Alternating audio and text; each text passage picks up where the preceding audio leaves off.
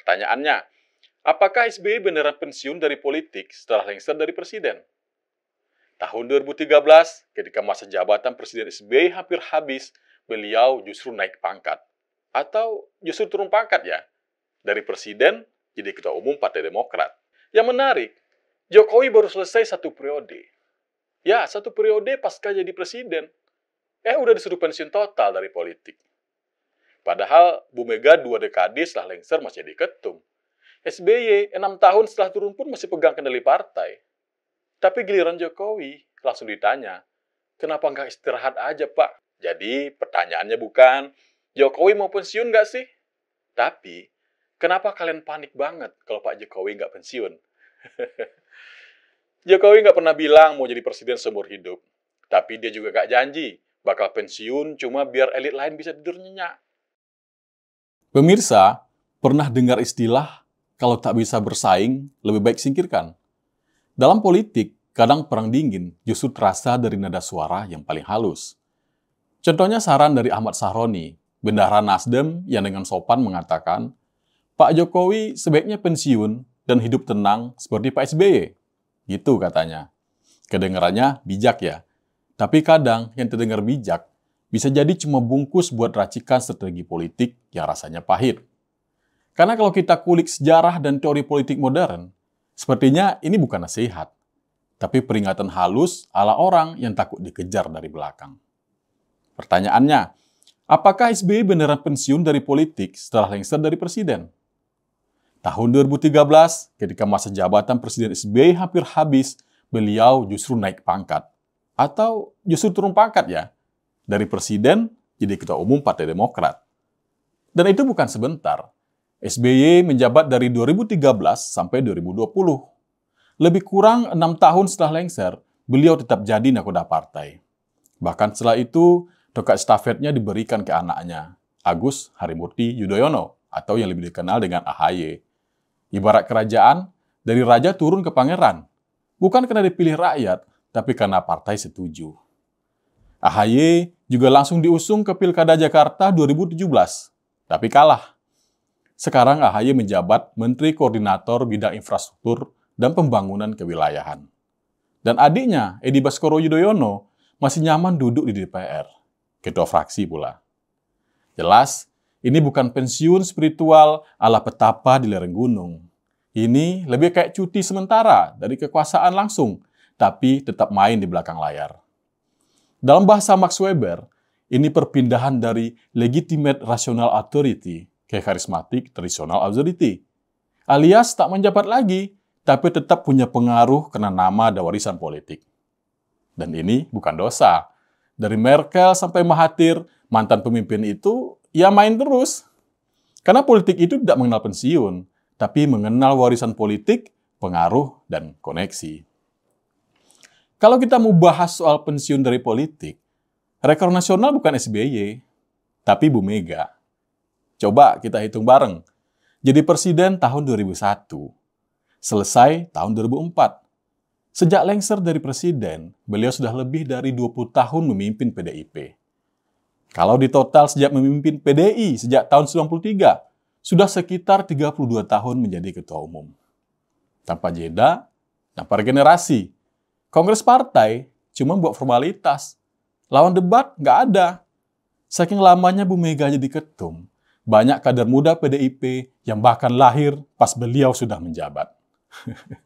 Dan selama itu, kita belum pernah dengar Ahmad Sahroni atau elit partai manapun menyarankan Bu Mega untuk istirahat dan hidup tenang. Seperti Pak Harto waktu masih ada. Nyebut aja ngeri ya. Atau mungkin karena mereka sadar, ngatur Bu Mega itu sama kayak ngatur angin topan. Bisa-bisa malah mental sendiri. Yang menarik, Jokowi baru selesai 1 periode. Ya, 1 periode pasca jadi presiden. Udah disuruh pensiun total dari politik. Padahal Bu Mega 2 dekade setelah lengser masih jadi ketum. SBY 6 tahun setelah turun pun masih pegang kendali partai. Tapi giliran Jokowi langsung ditanya, kenapa nggak istirahat aja Pak? Ini kayak lagi main catur. Raja lawan belum mati, tapi bidaknya udah diminta game over. Nah, disinilah kita masuk ke bagian yang lebih panas. Pernyataan Sahroni muncul setelah Jokowi menyatakan enggan ke P3 dan lebih condong ke PSI. PSI, partai yang katanya partai selegram, yang dulu diserang karena gaya politiknya terlalu digital, terlalu Jokowisme, terlalu ngangenin buat buzzer. Tapi PSI juga satu-satunya partai yang saat ini tidak memiliki beban sejarah besar. Tidak punya patron kuat selain Jokowi, dan siap jadi rumah politik baru bagi anak muda.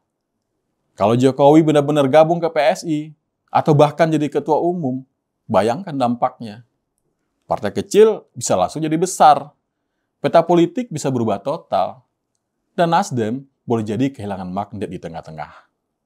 Makanya, jangan heran kalau pernyataan Pak Jokowi sebaiknya pensiun itu kemudian muncul. Karena yang sebenarnya ingin disampaikan adalah, Pak, jangan bikin kami repot deh. Nikmati aja masa pensiun, biar kami nyaman berkuasa. Kita pernah lihat di Amerika, Theodore Roosevelt, mantan presiden, bikin partai baru setelah pensiun. Namanya Progressive Party, atau lebih dikenal dengan Bull Moose Party. Bukan karena pengen jabatan lagi, tapi karena frustasi dengan politik partai lamanya. Dan walaupun nggak menang, dia berhasil mengguncang sistem dua partai. Barack Obama juga begitu. Nggak lagi jadi presiden, tapi tetap aktif di urusan politik.